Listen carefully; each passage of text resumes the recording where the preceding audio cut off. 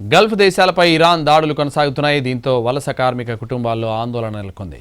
నిజామాబాద్ జిల్లాకు చెందిన సుమారు 70,000 మంది కార్మికులు Dubai, Bahrain, Qatar, Saudi Arabia, Israel తదితర దేశాల్లో ఉన్నారు. యుద్ధంలో గల్ఫ్ దేశాల్లో ఉన్న వాళ్ళు బిక్కుబిక్కుమంటుంటే ఇక్కడున్న వారి కుటుంబ సభ్యులు ఆందోళన చెందుతున్నారు. వలస కుటుంబాల ఆవేదనపై మరింత సమాచారం మా ప్రతినిధి బాలకుమార్ అందిస్తారు. నిజామాబాద్ జిల్లాకు సంబంధించిన వేలాది మంది కార్మికులు గల్ఫ్ దేశాల్లో కార్మికులుగా పనిచేస్తున్నారు. సో వాళ్ళ కుటుంబాల్లో మాత్రం టెన్షన్ నెలకొంది. అక్కడ యుద్ధం జరుగుతుంది.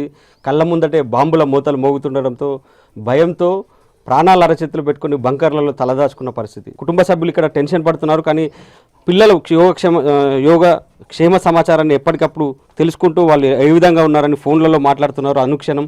మీ బాబు ఎన్ని రోజులైంది ఎక్కడున్నాడు? ఎన్ని రోజులైంది ఇక్కడికి వెళ్ళి 3 నెలలు అవుతుంది. 3 నెలల నుంచి ఇప్పటికైతే పర్వాలేదు, కానీ ఇక మొన్న నుంచే కొద్దిగా ఈ బాంబుల గురించి కొద్దిగా టెన్షన్ పడుతున్నారు. ఇక సైరన్ వచ్చినప్పుడు పోయి బంకర్లో ఉంటున్నారట. ఇక అంతే, ఇంతవరకు మనకు తెలిసిన సంగతి. మీరు మాట్లాడినప్పుడు ఏమని చెప్తుండ్రు? ఇప్పటికైతే బాగున్నామని చెప్తున్నారు. ఈ పని అయితే వెదవిగా నడుస్తున్నది. 2 రోజులు అయితే మొన్న పోలేరు, ఇలా పోయిరట. ఇప్పటికైతే ఏం ప్రాబ్లం లేదు, మంచిగా ఉన్నామని చెప్తున్నారు. ఫోన్లు చేస్తున్నా గంటకు ఒకసారి చేస్తారు, రోజుకు 2-3 సార్లు చేస్తారు ఫోన్. యుద్ధం జరుగుతుంది ఇంకా ఎక్కువ చేస్తుందా? చేస్తారు. ఇక మేము కూడా చేస్తున్నాం టెన్షన్ తోటి, వాళ్ళు కూడా చేస్తున్నారు. ఏం పర్వాలేదు, ఇప్పటికైతే మంచిగా ఉన్నారు. అక్కడ ప్రభుత్వం కూడా యాక్టివ్గా మంచిగానే ఉన్నది అని చెప్తున్నారు. అదే ధైర్యంతో మేము కూడా అదే ధైర్యంతో ఉన్నాము. సో వలస కార్మిక కుటుంబాల్లో క్షణక్షణం భయంగా గడుపుతున్నారు. తమ వారి యోగక్షేమాన్ని తెలుసుకుంటున్నారు. ఒక తల్లి ఉంది, మాతృమూర్తి. అమ్మ, మీ బాబు ఎన్ని రోజులే ఎక్కడికి వెళ్ళిండు? ఎక్కడున్నాడు? 3 నెలలే ఇజ్రాయెల్ వేయండు. మరి మాకే భయం పడుతున్నది. ఇట్లా బాంబులు ఎత్తున్నారన్న నుంచే భయం పడుతుంది. మరి పందికి లేక భయం మరి అన్నట్ల మాకు కొంచెం భయమే ఉన్నది. ఒక్కొక్క కుమారుడని భయమే ఉన్నది. తాపకొకసారి గంటకు ఒకసారి ఫోన్ చేసి పోతున్నాయి వస్తున్నాయి అని చెప్తే ఇక మాకే భయం ఎత్తున్నది. కొన్ని దోలెత్తిమని ఏమని చెప్తున్నా? అక్కడ ఎట్లుందా పరిస్థితి? ఇక మొన్న 2 రోజులు డ్యూటీకి పోలే మా అమ్మ, ఉన్నాము రూముల్లో అన్నాడు. ఇక నైట్ వెళ్ళిండ్రట, వాళ్ళకు సార్లు మెసేజ్ పెట్టిండ్రట డ్యూటీకి రండి అనగానే వెళ్ళిండ్రట. ఇక ఇయ్యాల డ్యూటీకి ఫోన్లు చేస్తున్నా గడిగడికి చేస్తున్నాడు. అవి పోయేటి వచ్చేటి చూపెడుతుండే, ఇట్లా పడుతున్నాయి అమ్మకి ఇట్లా ఉన్నది అంటున్నాడు.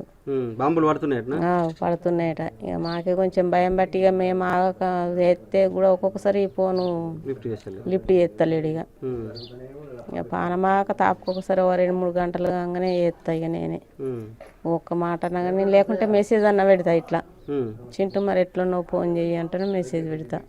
చేస్తున్నాడు. అమ్మ మంచిగానే ఉన్నా, పోతున్నాయి వస్తున్నాయి, కానీ ఇక్కడ పడతలేవు. అవి ఇక ఏడ పడుతున్నాయో తెలుస్తలేదు, కానీ ఇట్లనే పోతున్నాయి వస్తున్నాయి అంటుండ్రు. అక్కడ కూడా భయం ఉందట కొంచెం. ఇక పోకడికి చేసుడికి ఇక షాపింగ్కు అటు ఇటు దుకాణాలకు ఎటు తిరుగుతలేరు. ఇక బంకర్లోనే ఉంటుండ్రట. ఇక ఇట్లా అండుకునేకి ఇబ్బంది అవుతుంది. ఎట్లా అంటే ఇక ఎట్లనే వేయబడుతుంది అంటుండ అంతే. ఇక ఇది మొత్తం మీద అయితే వలస కార్మిక కుటుంబాల్లో మాత్రం ఒక ఆందోళనకర పరిస్థితి అయితే ఉంది.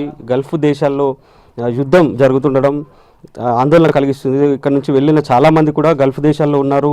ఇరాన్, ఇజ్రాయెల్ దేశాల్లో చాలామంది కూడా బాధితులు ఉన్నారు. ఆ బాధిత కుటుంబాలు మాత్రం ఇప్పుడు ఆందోళన చెందుతున్నాయి. తమ వారి క్షేమ సమాచారాన్ని ఎప్పటికప్పుడు వీడియో కాల్స్ ద్వారా తెలుసుకుంటున్నారు.